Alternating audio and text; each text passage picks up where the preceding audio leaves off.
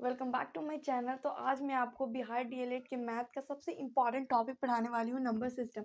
इस चैप्टर में मैं बात करूँ नंबर सिस्टम की, तो बहुत सारे क्वेश्चन डायरेक्टली बिहार डीएलएड के एग्जाम में आए हुए हैं। तो जो आए हुए क्वेश्चन है उसको मैंने देख करके इसमें नंबर सिस्टम में जो पढ़ना चाहिए अभी लास्ट टाइम में सिर्फ वही पढ़ाने वाली हूँ मैं आप सभी को, ठीक है। सो सबसे पहले जो इम्पोर्टेंट चीज़ अगर मैं नंबर सिस्टम में आपको बता दूँ, तो नंबर सिस्टम हम देखते हैं तो ये दो तरीके से इसको हम बांटते हैं नंबर सिस्टम को, ठीक है। एक तो हम संख्या बात करते बचपन से पढ़े आ रहे होते, वो कौन सी होती है? वास्तविक संख्या। कौन सी होती है हमारी? वास्तविक संख्या होती है। और ये हम बचपन से पढ़ रहे होते हैं। वास्तविक संख्या किसे कहते हैं? तो जो हम प्लस वाली संख्या होती है, मतलब हमारा 1 2 से लेकर इन्फिनिट तक जितनी भी हमारी संख्या होती है, पॉजिटिव संख्या प्लस वाली संख्या, वो इसके अंतर्गत आती है, वास्तविक संख्या के अंतर्गत। दूसरी आती है हमारी माइनस वाली, यानी -1 हो गया, -2 हो गया, से लेकर इन्फिनिट वाली जितनी भी संख्या होगी जिसमें माइनस हो, वो भी हमारे वास्तविक संख्या में आते हैं। और साथ ही साथ इसमें हमारा जो 0 होता है ना, ये भी किस में आता है? वास्तविक संख्या के अंतर्गत आता है, ठीक है। सो ये हमारा होता है वास्तविक संख्या। तो आपको ये पता होना चाहिए कि वास्तविक संख्या किसे कहते हैं। तो वास्तविक संख्या हो गया जिसमें हमारा पॉजिटिव यानी कि हमारा धनात्मक संख्या हो गया 1 2 3 4 अनंत तक लेकर के। फिर एक हमारा नेगेटिव संख्या यानी ऋणात्मक संख्या, जो कि -1 -2 से लेकर इन्फिनिट तक मैं बात करूँ, इसमें माइनस लगाओ, वो भी आ जाता है वास्तविक में। और थर्ड हमारा क्या आ जाता है? हमारा 0 भी आ जाता है, ठीक है। तो इस तरह से पहले कैटेगराइज कर लेते हैं, बांटते हैं वास्तविक संख्या को। दूसरा हमारा होता है अवास्तविक संख्या। अवास्तविक संख्या होता है हमारा। दूसरा क्या होता है? अवास्तविक संख्या। अवास्तविक संख्या फिर क्या होती है? तो देखिए, अवास्तविक संख्या होती है जो वास्तविकता से परे होती है। क्योंकि हम वास्तविक संख्या के अंतर्गत प्लस वाला, माइनस वाला, 0 ये सब बहुत कॉमनली यूज करते हैं। लेकिन आप ध्यान दीजिएगा कि हम लोग ज्यादातर इसको √-2 इसको गलत बोल देते हैं। हम कभी भी रूट के अंदर अगर बात करते हैं तो माइनस आ जाता है ना, कभी भी रूट के अंतर्गत माइनस आ जाता है तो कहते हैं कि वो इनरिलेवेंट है, यानी कि वो वास्तविक संख्या नहीं होगी, यानी कि वो एक संख्या का फॉर्मेट नहीं है, वो एक संख्या नहीं होगी, क्योंकि रूट के अंतर्गत माइनस नहीं होना चाहिए। रूट के बाहर माइनस होगा तो चलेगा, लेकिन रूट के अंतर्गत माइनस आपको दिख गया तो वो कैसी संख्या होगी? अवास्तविक संख्या। आपको सिर्फ और सिर्फ यही याद रखना है कि वास्तविक संख्या और एक अवास्तविक संख्या, दो तरीके की संख्या होती है। वास्तविक संख्या में जितने भी प्लस वाला दिख जाए, जितना भी माइनस वाला दिख जाए, जितना भी 0 वाला दिख जाए, 0 दिख जाए, तो वो कैसी संख्या? वास्तविक संख्या। अवास्तविक संख्या में आपको क्या याद रखना? रूट के अंदर आपको माइनस दिख जाए, ठीक है। रूट के अंदर आपको माइनस दिख जाए, -2 -36 माइनस कुछ भी दिख जाए, बस रूट के अंदर अगर आपको माइनस मिल जाए तो आप कैसी संख्या बोलोगे? उसको अवास्तविक संख्या बोलोगे, ठीक है। तो इस दो तरह से मैं बात करूँ तो वास्तविक संख्या और एक अवास्तविक संख्या से रिलेटेड क्वेश्चन बहुत बार डीएलएड में पूछा गया। बोल देता है कि ये आपको समझ में आ गया होगा कि वास्तविक और अवास्तविक संख्या क्या है। अब ये वास्तविक संख्या जो होती है ना, वो आगे भी बढ़ जाता है। कैसे कैसे बढ़ता है? तो वास्तविक संख्या का याद रखिएगा, ये सबसे इंपॉर्टेंट हो जाता है। क्यों? क्योंकि ये फिर आगे बढ़ जाता है। कैसे बढ़ता है? तो पहला तो ये बढ़ता है हमारा पूर्णांक में। किस में बढ़ता है? पूर्णांक में हमारा बढ़ जाता है, ठीक है। ये जो हमारी संख्या होगी, पहली वास्तविक संख्या पूर्णांक में बढ़ती है। हम बचपन से ये वर्ड सुनते आ रहे होते हैं, पूर्णांक। ये पूर्णांक क्या होता है, ठीक है। तो कितनों को अभी भी कंफ्यूजन रहता होगा, लेकिन मैं भी इसका पूरा कंफ्यूजन दूर करूंगी। तो पहले तो ये बढ़ता है पूर्णांक में, और दूसरा ये हमारा बढ़ जाता है दशमलव में। दूसरा किस में बढ़ जाता है? दशमलव में बढ़ जाता है। याद रखिएगा पूर्णांक किसे कहते हैं। तो जैसे मैंने अभी बताया कि वास्तविक संख्या में जो भी आपका प्लस था, माइनस वाला, प्लस वाला संख्या, 0 हो गया, ये सब मिलकर के वास्तविक संख्या होता है। ये मैंने आपको बता दिया, मैं आपको फिर से रिपीट कर रही हूँ, ठीक है। तो ये वास्तविक संख्या में जितने भी हमारे पूर्णांक के अंतर्गत क्या आ जाएंगे? प्लस वाले, माइनस वाले और 0। प्लस, माइनस और 0, ये जितने वाले संख्या हो जाएगा। एग्जाम्पल में बात करूँ तो प्लस में 2 प्लस, माइनस में -2, और 0 में तो हमारा खुद 0 ही होता है। तो याद रखिएगा पूर्णांक में क्या होते हैं? प्लस, माइनस और 0। सबको ले लोगे ना तो पूरा हो जाता है। याद रखोगे कैसे? कि जब भी तुम सबको लोगे तो क्या होगा? कोई चीज पूरा हो जाता है, क्योंकि सबको ले लिया है। तो जब भी सबको लोगे, प्लस भी लोगे, माइनस भी लोगे, और 0 जो बचता है उस 0 को भी ले लोगे, यानी सबको ले लोगे, तो पूरा होगा, यानी कि वो पूर्णांक होगा, ठीक है, वो क्या होगा, पूर्णांक होगा। तो पूर्णांक आपको फिर बढ़ जाता है प्लस माइनस और जीरो में बढ़ जाता है पूर्णांक।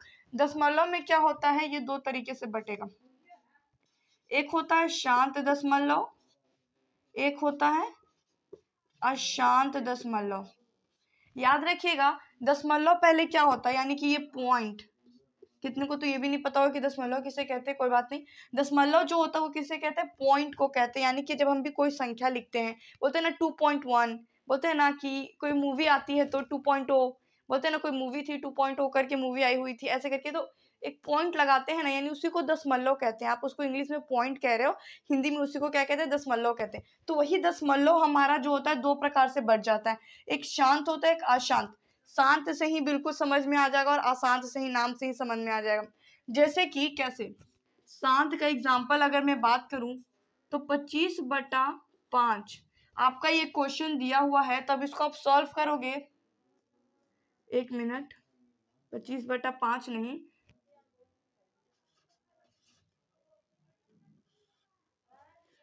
240/5 आपका दिया हुआ है, ठीक है। अब इसको आप कैसे सॉल्व करोगे, आप इसको करोगे कि ये कितना बार में, 5 से आपका हो जाएगा 4 बार में, और ये फिर आपका 4 20, फिर एक 8,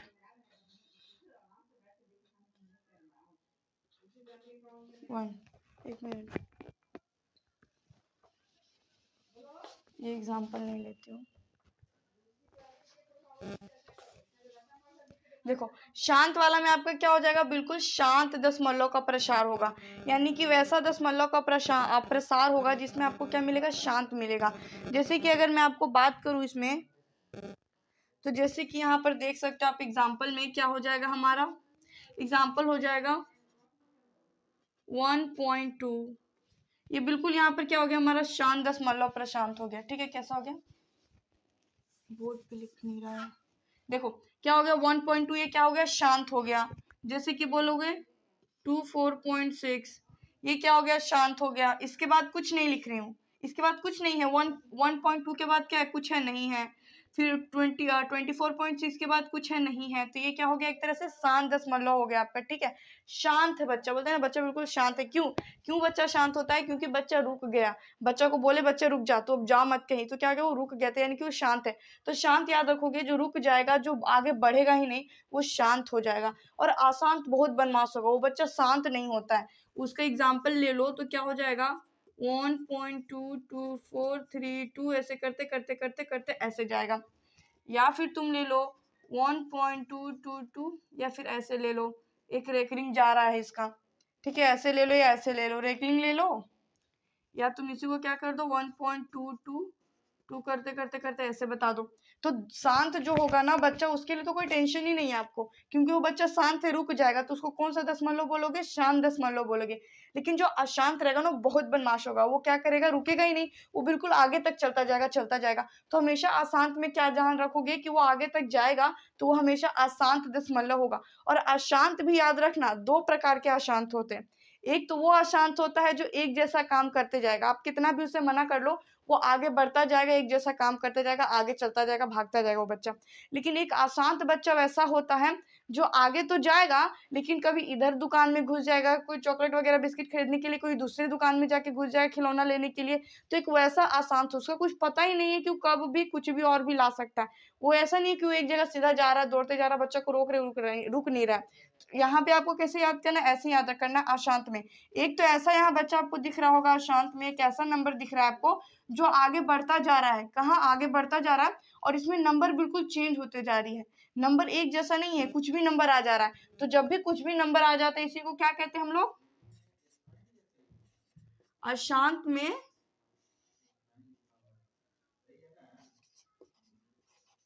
अनावृत्ति कहते हैं।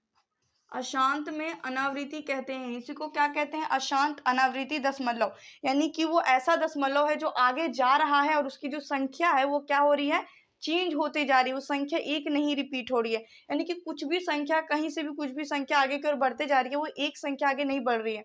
तो जब एक संख्या नहीं बढ़े, यानी वो अलग अलग संख्या आगे की ओर बढ़ती जाए, तो हमारी कौन सी हो जाती है, अशांत में अशांत अनावृत्ति हो जाती है। यानी जिसकी पुनरावृत्ति, यानी कि पुनरावृत्ति का मतलब क्या होता है, जो रिपीट होता है, ठीक है, लेकिन अनावृत्ति यानी कि जो रिपीट नहीं हो रहा है, तो इसमें क्या हो रहा है, आगे बढ़ तो रहा है और अशांत भी है लेकिन इसका रिपीटेशन नहीं हो रहा है, तो इसलिए क्या कहेंगे, इसको अशांत अनावृत्ति कहते हैं। लेकिन ये जो दूसरा आपको बच्चा दिखेगा ना, ये दूसरा बच्चा, ये आपको क्या दिखेगा, अशांत ही है, लेकिन आप देखो इसमें 2 पर रैकरिंग किया हुआ, यानी कि 2 लगातार सिर्फ और सिर्फ 2 जाएगा, या फिर ऐसे भी दे सकता है आपको 2 2 2 2 फिर मतलब यहाँ पे डॉट डॉट डॉट करके आपको दे देगा। तो इसमें आपको क्या बताया जा रहा है कि 2 का रिपीटेशन होगा, आगे आप कितना भी अनंत तक चल जाओ आपको सिर्फ और सिर्फ क्या मिलेगा, 2 देखने को मिलेगा। ठीक है, तो यहाँ पर यही आपको बताया जा रहा है कि ये क्या होगा कि 2 का रिपीटेशन हो रहा है। तो मैंने क्या बोला कि रिपीटेशन नहीं हो रहा था, तो मैंने कौन सा बताया, अशांत अनावृत्ति, जिसकी आवृत्ति नहीं हो रही है। लेकिन यहाँ पर जब रिपीटेशन हो रहा है तो ये कौन सा दशमलव हो जाएगा, ये हो जाएगा अशांत पुनरावृत्ति हो जाएगा। कौन सा हो जाएगा, ये अशांत पुनरावृत्ति हो जाएगा, अशांत पुनरावृत्ति। कौन हो जाएगा, अशांत पुनरावृत्ति। यानी सिंपल से आप समझ लो दशमलव 2 प्रकार के होंगे। ठीक है, पहला बिल्कुल शांत होता है, दूसरा जो बिल्कुल हमारा अशांत आगे की ओर बढ़ता हुआ दिख जाए आपको डॉट डॉट डॉट, तो वो अशांत। ऐसे पूछ लिया क्वेश्चन में, फाइंड आउट करना तो आप कर लोगे, लेकिन अशांत में बोल देगा कि कौन है, पुनरावृत्ति है या फिर वो आवृत्ति है, कौन सा है। तो पुनरावृत्ति आपको पुनः याद नहीं आ रहा, पुनः यानी कि दोबारा, यानी कि दोबारा से वो शब्द आएगा। पुनः मतलब याद रखना, दोबारा से कोई शब्द आ रहा है, दोबारा से मतलब पुनः का अर्थ ही होता है, अर्थ ही होगा कि कोई चीज दोबारा हो रही है, वही चीज रिपीट हो रही है। तो पुनरावृत्ति का अर्थ हमेशा याद रखना है, यानी कि वो संख्या जो बार बार रिपीटेडली आगे अनंत तक जाएगी, उसी को कहते हैं पुनरावृत्ति, अशांत पुनरावृत्ति संख्या, जिस पर रैकरिंग भी करते, तो नहीं बोलते रैकरिंग किया हुआ है मैथ में पढ़ते, तो यानी कि वो संख्या आगे आगे जो होगी वो बढ़ती जाएगी, तो वो संख्या जिस पे रैकरिंग होती है। तो यहाँ पे क्या होता है, पुनरावृत्ति में या तो रैकरिंग दे दिया जाएगा या फिर डायरेक्टली आपको डॉट डॉट करके फिर वहां पे दे दिया जाए, तो आपको समझ में आ जाएगी कि वही संख्या बार बार रिपीट हो रही है, तो आगे भी यही जाएगी। ठीक है, तो ये हो गया आपका पुनरावृत्ति। लेकिन आवृत्ति में क्या होगा कि आपका रिपीट नहीं होगा, वो संख्या आगे तो जाएगी लेकिन वो रिपीट नहीं होगी, कोई अलग अलग संख्या आ जाएगी। तो आई होप सबको समझ में आ गया होगा कि ये दशमलव का शांत और अशांत, फिर अशांत में हमने बोला कि पुनरावृत्ति एक होता है, अशांत अनावृत्ति। तो ये इससे रिलेटेड जो होता है ये 2 तरीके से बांट देता है, और इस तरह में आपको क्वेश्चन बहुत सारा मल्टीपल पूछ लेता है, शांत कौन है, अशांत कौन सा है, पूर्णांक कौन सा होगा, आपको इससे रिलेटेड बहुत सारे क्वेश्चन पूछता है। ठीक है, अब इसमें नेक्स्ट में बताती हूँ इसको कैसे कैटेगराइज करते हैं।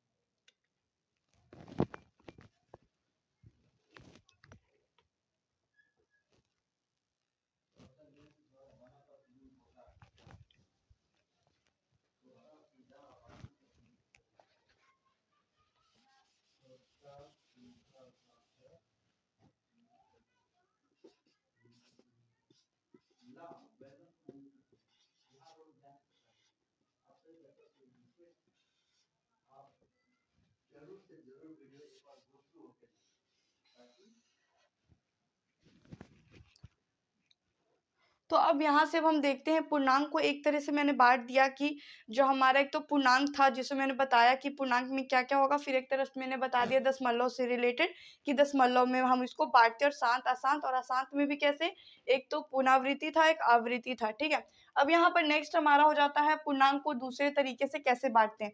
तो पूर्णांक को इसी में 2 तरीके से और बांटते हैं हम लोग। कैसे बांटेंगे, तो यहाँ पे आप ध्यान रखिएगा, एक तो हमारा परिमेय संख्या होता है, एक हमारा क्या हो जाता है, परिमेय संख्या हो जाता है, और दूसरा हमारा हो जाता है अपरिमेय संख्या।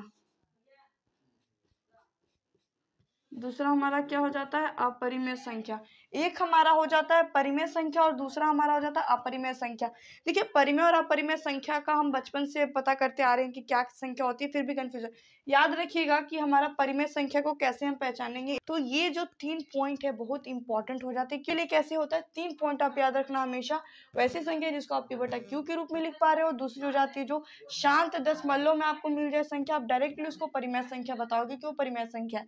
तीसरी होती है जो अशांत पुनरावृत्ति वाली संख्या होती है, ये भी आपकी कैसी संख्या होगी, एक परिमेय संख्या होगी। अब तो इसमें अपरिमेय संख्या कौन सी होगी, तो याद रखना जो आपका ये होता है ना पाई, इसको कहते हैं पाई कहते हैं। इसका अगर वैल्यूएशन मैथ में 180 डिग्री होता है, ठीक है। तो ये जो पाई होता है ना, ये भी एक कैसी संख्या होती है, अपरिमेय संख्या होती है, ठीक है। नेक्स्ट हमारा क्या होता है,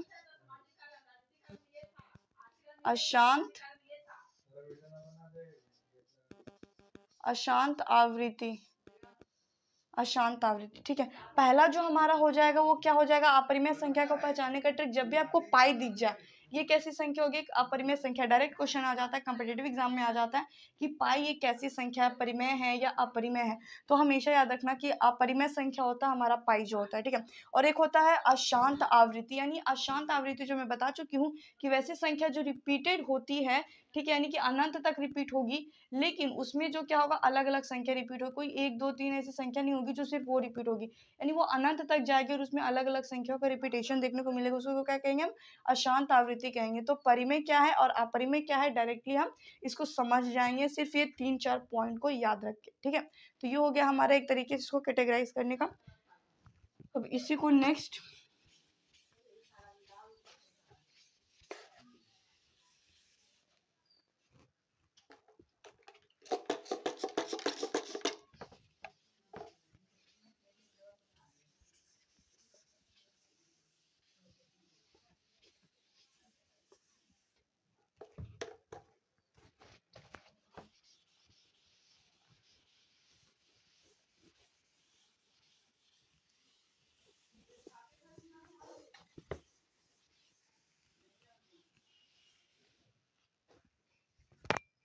तो अब मैं बात करूं,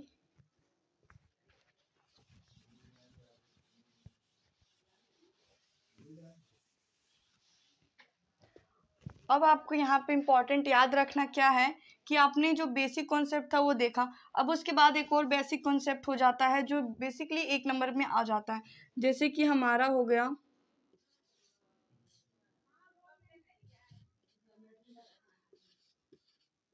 पूर्ण संख्या क्या होता है, पहला कॉन्सेप्ट।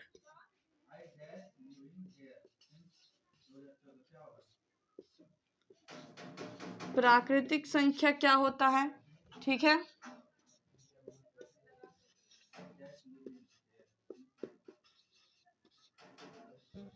पूर्णांक संख्या क्या होता है, ठीक है। याद रखना ये 3 जो संख्या है आपको हमेशा पूछ लेता है 1 नंबर में कि कौन सी संख्या पूर्ण संख्या है, प्राकृतिक संख्या कौन सी है या पूर्णांक संख्या कौन सी। पूर्णांक संख्या तो आप डाउट नहीं रहा होगा आपको, मैंने बता दिया था, इसका 3 पॉइंट है, प्लस वाली संख्या, माइनस वाली संख्या और 0। ये तीनों मिलकर हमारी पूर्णांक संख्या होती है, यानी कि जितनी संख्या सब मिल जाए पूरा हो जाए तो पूर्णांक संख्या, ठीक है। दूसरा हो गया यहाँ पर हम बात करते हैं पूर्ण संख्या, तो जो संख्या 0 से स्टार्ट होगी, 1 2 3 ऐसे करते करते इन्फिनिट तक जा रही है ना, यानी जो संख्या 0 से स्टार्ट होगी, यानी 0 को भी ले ले तो वो पूर्ण संख्या हो जाती है। कौन सी संख्या कहलाती है, पूर्ण संख्या, जब 0 को ले लेते हैं।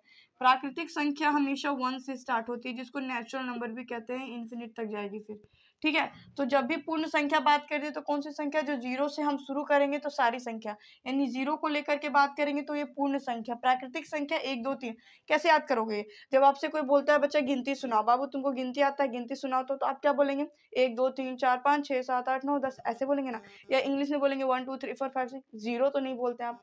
तो प्राकृतिक रूप से, नेचुरली, यानी कि प्राकृतिक संख्या, प्राकृतिक रूप से हम क्या कहते हैं, 1 2 से शुरू करते हैं, तो इसीलिए याद रखोगे कि प्राकृतिक संख्या 1 से शुरू होती है। और बात करेगा पूर्ण संख्या, यानी कि पूरा संख्या बोलो तो 0 से बोलोगे, जैसे कि कैसे कैसे मैं आपको बता देती हूँ। आपके घर में दादाजी हैं, बोले बाबू गिनती सुना, तो तुमको गिनती आता है तो आप क्या बोलोगे, 1 2 3 4, या फिर बोलोगे 1 2 3 4 ऐसे बोलोगे। लेकिन वो बोलेंगे ठीक है तो तुम बोल दिया प्राकृतिक संख्या, लेकिन हमको पूर्ण संख्या बोलो, पूरा पूरी बोलो ना बाबू, 1 2 का जो होता है, 0 कहाँ गया, जीरो भी तो बोलो। ऐसे बोलेंगे तब क्या बोलोगे आप? 0 1 2 3 4 या 0 1 2 3 4 ऐसे बोलोगे। तो प्राकृतिक रूप से 1 2 3 4 1 से शुरू होगा और पूर्ण रूप से आपका 0 से शुरू होगा। और पूर्णांक तो आपको पता ही है, अब तो आपके बाएं हाथ का खेल है कि। तो इस तरह से ये जो डाउट था ये हो गया इस संख्या से रिलेटेड।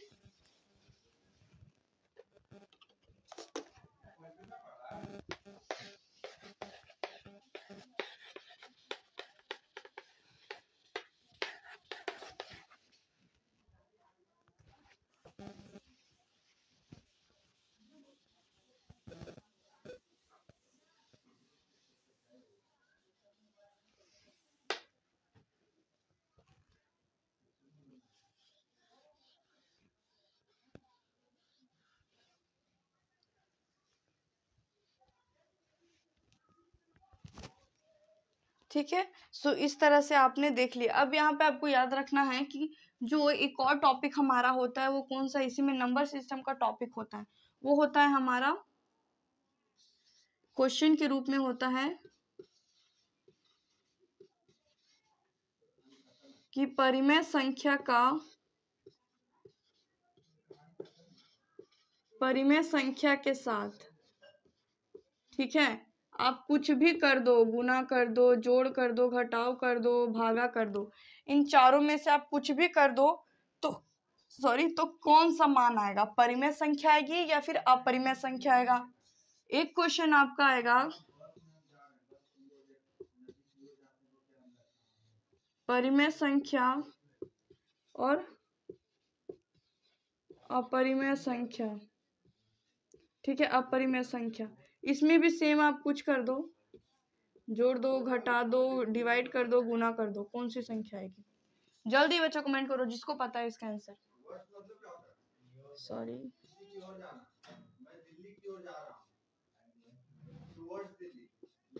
अपरिमेय संख्या और अपरिमेय संख्या, ठीक है, अपरिमेय संख्या। इसको भी आप चाहे जोड़ दो, घटा दो, गुना कर दो, डिवाइड कर दो, कौन सी संख्या है? जल्दी जल्दी जिसको पता है कमेंट करो, जिसको भी पता है इसका आंसर क्या होगा वो कमेंट करो। जैसे परिमेय संख्या आप कभी भी देख लो, एक परिमेय संख्या दूसरी परिमेय संख्या के साथ गुना करेगी ना, कभी भी आप देखना एक परिमेय और एक परिमेय संख्या आपस में गुना करे, घटाव करे, जोड़ करे, कुछ भी करे, ये परिमेय संख्या आपस में दो परिमेय संख्या मिलके तो हमेशा कैसी संख्या बनेगी? ऐसे कंडीशन में हमारा कैसी संख्या आएगी? परिमेय संख्या आएगी। कैसी संख्या आएगी? परिमेय आएगी। क्योंकि देखो ना, जैसे कि इसको आप कैसे समझोगे, सम का सम से, इवन वाला जो नंबर होता है सम का सम, 2 और 4 गुना करेंगे तो क्या होगा? हमारा 8 होगा। 2 और 4 को जोड़ेंगे तो क्या होगा? 6 होगा, ठीक है। और 4 में से 2 घटाएंगे तो 2 आएगा। मतलब सम को सम के साथ जोड़ रहे हैं, घटा रहे हैं, गुना कर रहे हैं, तो क्या आ रहा था? सम संख्या ही आ रही थी। तो उसी तरह बिल्कुल परिमेय को परिमेय के साथ गुना करो, घटाव करो, जोड़ करो, भागा करो, कुछ भी करो, परिमेय संख्या ही आएगी, ठीक है। अब दूसरा हो जाता है आपका, यहाँ से होता है कि अपरिमेय संख्या और परिमेय संख्या दोनों को आपस में गुना, घटाओ या कुछ करो तो फिर कैसी संख्या आएगी? रखना कि एक परिमेय और एक अपरिमेय संख्या है तो हमेशा ये कैसी संख्या आएगी? एक अपरिमेय संख्या आएगी। क्योंकि यहाँ पर एक आपके पास ऑड नंबर आ गया, आप अपरिमेय को ऑड मान लो और परिमेय को आप सम मान लो, ठीक है। यानी कि एक सम संख्या है परिमेय और एक विषम संख्या है अपरिमेय, इसको याद रखना ऐसे। यानी कि मैं बात करूं तो हमेशा इसको याद रखना कि जब भी एक परिमेय संख्या और एक अपरिमेय संख्या, यानी कि एक सम संख्या 2 और एक विषम संख्या 3, इन दोनों को गुना, इन दोनों को कुछ भी कर लोगे ना तो कैसी संख्या आएगी? एक अपरिमेय संख्या आएगी ही आएगी, ठीक है। कैसी संख्या आएगी? एक अपरिमेय संख्या आएगी। ओके, अब नेक्स्ट हो जाता है हमारा कि अपरिमेय को अपरिमेय के साथ गुना, घटाव, जोड़ कुछ भी करे तो कैसी संख्या आएगी? तो अपरिमेय को अपरिमेय के साथ करोगे तो दो कंडीशन होगी, परिमेय भी आ सकती है, ठीक है, एक अपरिमेय भी आ सकती है। ठीक है, एक परिमेय भी आ सकती है और एक अपरिमेय भी आ सकती है। जब एक अपरिमेय को अपरिमेय के साथ गुना घटाव कुछ भी कर लो, तो ये 3 कंडीशन भी आपको याद रखना। और इसी के साथ आपको जो नंबर सिस्टम का जो एक बेसिक कॉन्सेप्ट जो था आपका बिहार डीएलएड के लिए, वो कंप्लीट होता है। आपको जितना मैंने पढ़ाया उसका बेसिक आपका एक नंबर सिस्टम का मैंने आपका एक बुल्ड कर दिया, कॉन्सेप्ट जो होता है उसको एक क्रिएट कर दिया। अब उसी कॉन्सेप्ट का मैं आपको क्वेश्चन करवाऊंगी। डायरेक्ट क्वेश्चन जो आया हुआ होगा बिहार डीएलएड का, सीधा सिर्फ और सिर्फ बिहार डीएलएड का नंबर सिस्टम से इतना ही जितना मैंने बताया है वो उसी से रिलेटेड है जो क्वेश्चन आ चुका है। ठीक है, तो उसके क्वेश्चन में अब आपको करवाऊंगी। तो इस वीडियो को लाइक और चैनल को सब्सक्राइब जरूर कीजिएगा। तो फिर मिलते हैं नेक्स्ट वीडियो में।